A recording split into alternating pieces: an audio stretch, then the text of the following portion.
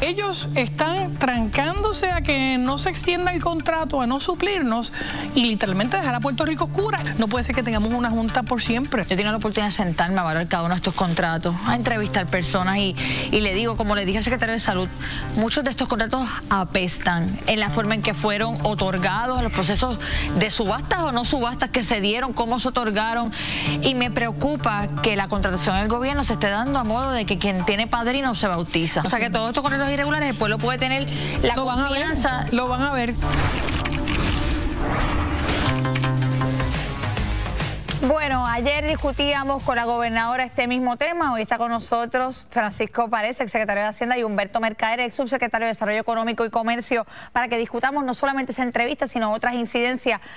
Bueno, ¿qué les ha parecido? La gobernadora dijo que iba a cancelar este contrato. El secretario le dio una notificación y ahora Physicians ha demandado, pero el argumento es, básicamente, todo es político porque apoyamos a Pierluisi. Sí, yo en cuanto a los contratos por servicios profesionales, el jefe de agencia tiene bastante discreción a la hora de seleccionar, así que yo le auguro a los demandantes que van a un proceso judicial donde van a estar en la rueda de abajo.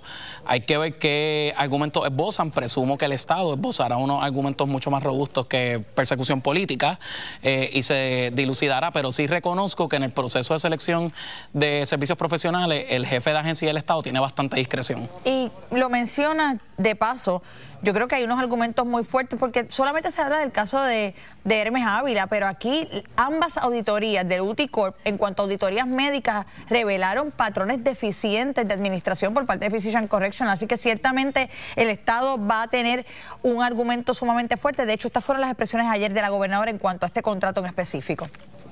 Ahora en verano estamos revisando muchas de esas contrataciones, por eso has visto la cancelación del contrato de Physicians Correctional, que fue un elemento discutido en la campaña. Que ahora van a los tribunales. Bueno, pueden ir a los tribunales y alegar lo que quieran, que Santa Claus les quitó el contrato. Physicians no puede hacer como hacen los restaurantes cuando los cogen con cucaracha, que dicen bajo nueva administración, abren una nueva compañía y vuelven a licitar. El asunto aquí es que el secretario de Corrección, que es una persona diligente, ex juez, ha hecho todo el proceso y se ha dado cuenta que en efecto hubo negligencia y que hubo incumplimiento de contrato.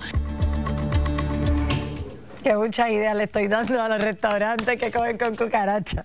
Miren, la realidad es, ¿cuántas veces no hemos visto compañías que llevan un mes de incorporadas y se llevan subastas como esta? ¿Existe la posibilidad de que Physicians simplemente vuelva, cree unas nuevas unidades y vuelva a competir en una subasta como esta?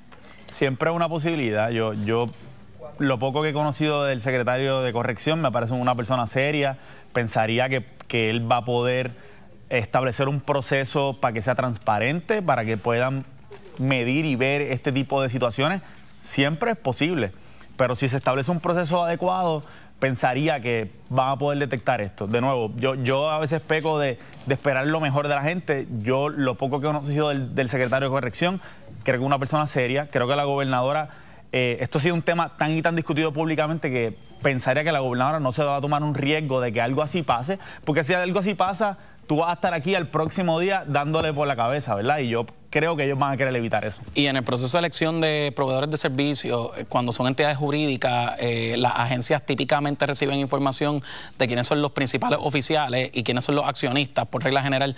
Así que a mí me sorprendería que una selección sea de esa naturaleza, donde básicamente sea un sucesor similar al que le cancelaron el contrato. Lo que pasa es que hay veces que hay entidades de las que uno no se entera quiénes son los dueños. Sí, sí, definitivamente, puede haber de todo. De acuerdo. Bueno, dentro de esto, ustedes ambos tuvieron posiciones de alta jerarquía en el gobierno de Puerto Rico. Y yo quiero abordar específicamente un tema que trabajé con la gobernadora y es la de el otorgamiento de contratos irregulares o ilegales. Quiero que escuchen lo que ella dijo de los contratos heredados y cómo los va a evaluar antes que entremos a cuál fue la experiencia de ustedes y cómo podríamos trabajar con esto. Adelante. La gente allá afuera puede tener la confianza de que si estos contratos fueron otorgados irregularmente se van a cancelar. Ya se cancelaron, ya se están cancelando algunos de ellos. Mi pregunta es si este tipo de práctica va a continuar o usted le va a poner un cese a estas prácticas y que el nuevo director, si quiere, pueda adjudicar esta subasta adecuadamente, pues hubo quedó número 14 en la subasta y la eliminaron y después le adjudicaron el contrato. Bueno, estamos hablando nuevamente de cosas que nosotros heredamos. Y yo no voy a estar permitiendo aquí que interese, porque yo tenía este contrato hace 10 años, pues me toca seguir con el mismo contrato. Si esa era la práctica antes, yo le prometí al pueblo de Puerto Rico un buen manejo de los recursos del Estado.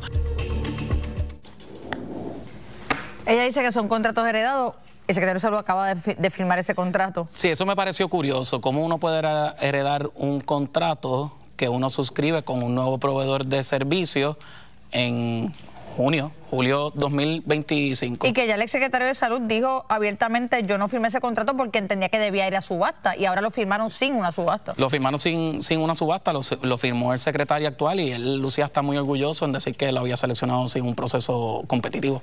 En la experiencia de ustedes, ¿todavía está esta práctica rudimentaria en el gobierno donde los contratos se otorgan por el padrino que tengan? Mira, en mi época, cuando el gobernador Pierluisi ganó, él emitió una orden ejecutiva donde obligaba a hacer un proceso de selección, un proceso competitivo para contratos de servicios profesionales en exceso de $250,000. Eso ocurre en el proceso. En el Departamento de Hacienda incluso teníamos una hoja de evaluación donde esporádicamente o periódicamente se hacía una evaluación de esos contratistas, pero también reconozco que las agencias tienen mucho criterio o un criterio amplio a la hora de seleccionar proveedores de servicios profesionales. Yo coincido, yo creo que todas las agencias, o la mayoría de las agencias, tienen bastante criterio en la selección. Yo por eso, ¿verdad?, escucho cuando le preguntaba a la gobernadora, probablemente la gobernadora no necesariamente tiene que estar al tanto de todos los contratos de las agencias, porque son cientos de agencias con cientos de contratos, ¿verdad?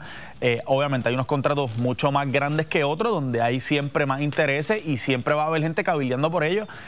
Creo que es natural, pasa en todas partes del mundo, siempre que haya los procesos, los controles, para poder tener la transparencia de esos procesos, pues que cabildee el que cabildee, pero si los procesos están, es como dice Paco, ese proceso de subasta por todo contrato por más de $250,000, lo teníamos que seguir sí o sí, así que, y tenía que ser público, así que sí. Pero la Contralora se sentó aquí y no recordaba esa orden, de hecho. Sí. Y de hecho, los controles internos llegan hasta cierto nivel.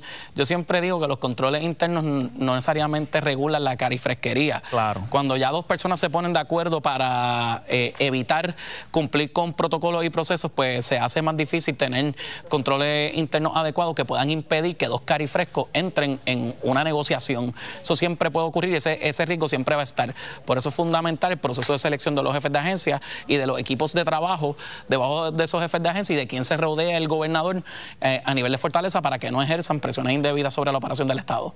Quiero reiterar, estoy totalmente de acuerdo con eso. Si tú tienes un mal jefe de agencia, tienes un jefe de agencia que está dispuesto a hacer chapucerías, que está dispuesto a hacer otras cosas imprudentes, pues podrá haber los mejores procesos, pero él siempre va a poder hacerlo porque hay una cierta discreción, cierto poder dentro de la agencia para manejar su presupuesto, para contratar por servicios profesionales, que hace que pues, puedan hacer cosas que estén mal. Imprudentes sabemos que tenemos varios ya. Así hay. Bueno, gracias a ambos. Además, la Junta de Control Fiscal